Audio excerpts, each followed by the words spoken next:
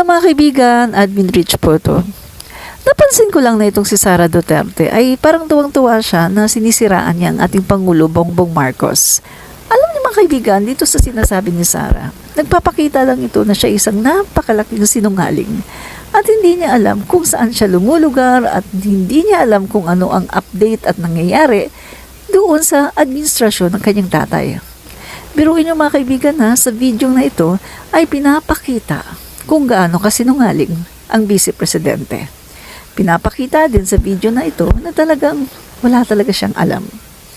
Guys, panoorin muna natin para kayo na mismo ang makaalam kung ano ba yung ibig kong sabihin.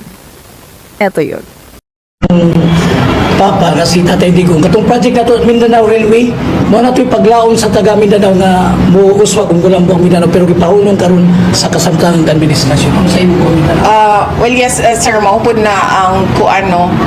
Yan din ang kinakasama ng loob ko dahil I ran on the platform of continuity and unity, particularly the Build program of the previous administration of President Duterte. Tatlong malalaking railway project na naaprubahan noong nakalipas na administrasyon ang walang pondo ayon sa Department of Transportation. Kabilang dito ang Calamba to Bicol Railway Project na nagkakahalaga ng 142 billion peso contract, Clark to Subic na nasa 51 billion pesos at Tagum Davao Digos na nasa 83 billion pesos.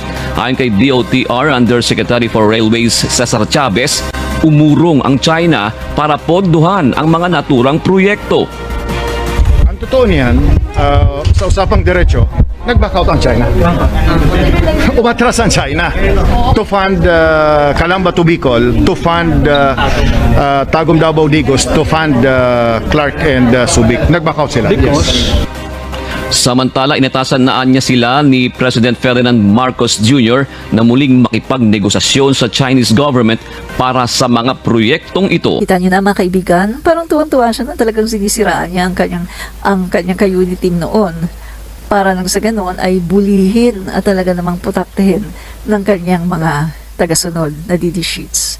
Pero kita mo, napahiya siya dyan mga kababayan. Guys, nagpe-pretend siya na kesyo itinigil daw ng Pangulong BBM yung build, hello. Hindi itinigil, kundi talagang sa panahon ng tatay mo, bago siya umalis, bago siya matapos sa kanyang termino, ay nagdeklara ang isang opisyales ng Duterte administration na mahihinto etong mga proyekto na to dahil hindi na popondohan ng China. Hindi na ba naalala yun? Ako, alalang-alala ko eh. Kaya nga sabi ko, wow, naunsyami. At maraming mga nangbabash noon kay Duterte. Kasi, mga kaibigan, nabudol siya ng kanyang best friend na si Xi Jinping. Nakita mo yun na nga lang ang inaasahan niya, China.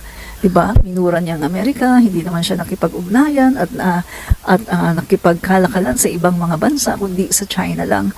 Yung China na inasahan niya, ay binudol pa siya. At hindi tinupad ang kanilang pangako na pupunduhan yung malalaking proyekto. See? So, ganyan po mga kaibigan. So, si Duterte po ay binudol ng China. Kaya ngayon mga kaibigan, nakakahiya si Sara Duterte. Ngayon siguro, kung napapanood niya mga video na to, ay marirealize niya na siya pala ay isang bugok. Dahil, kita nyo ha, hindi man lang niya alam kung anong nangyari sa past administration pagkatapos isisisi niya ngayon sa bagay. Alam mo sa tingin ko, katulad din siya ng tatay niya, may amnesia. Kasi di ba nung tinatanong din siya nung last time, tinatanong siya kung bakit hindi siya pupunta sa House of the Representative, alam niyo ba ang sagot niya? Kasi daw pumunta daw siya noon isang beses, hindi daw siya pinagsalita, andun lang daw siya, nag-aantay daw siya, mukha daw siyang eng-eng. Gosh, remember mga kaibigan, siya ay pinag-take ng oath. Kasama yung mga empleyado ng DepEd at ng ibang ahensya ng gobyerno. Pero ayaw niyang mag-take ng oath. Mabuti nga pinagsalita siya kahit hindi siya nakapag-take ng oath. Pero nung kailangan na siyang mag-take ng oath, ayaw na niyang mag-take. Kasi nga mga kaibigan, pag nag-take ka ng oath, kailangan mo magsabi talaga ng totoo at pawang katotohanan lamang. Dahil kapag hindi, guys, makokontempt siya. At ayaw niya yun. Di ba? So, parang Nawawala na yung may dementia. Bata pa, 45, may dementia niya. At the age of 45, nakakalimutan niya na kaya siya pinayagang umuwi dahil ayaw niyang mag-take ng oath. O talaga makakalimutin siya? Or talagang sinungaling? Diba? Real talk lang mga kaibigan. Edwin Rich, commentarista. My God, guys, look! The World Bank released 76.9 billion PHP to the government of former President Duterte. At the end of his term, the World Bank gave a report that only 6.9% of projects were completed. OMG! Saan napunta ang pera? Bakit sinasabi na yung tatlong railway projects dyan sa Mindanao ay wala na daw pondo? No? Guys, ito ay hindi itinuloy ng China ang pagpupondo ng mga railway na yon. Siguro naman, baka naman pwedeng kumuha dito sa 76.9 billion. Bakit ganon? Ang natapos lang ni Duterte ay 6.9% lang. My God, hindi man lang naging kahit man lang at least 76% or at least 50% man lang.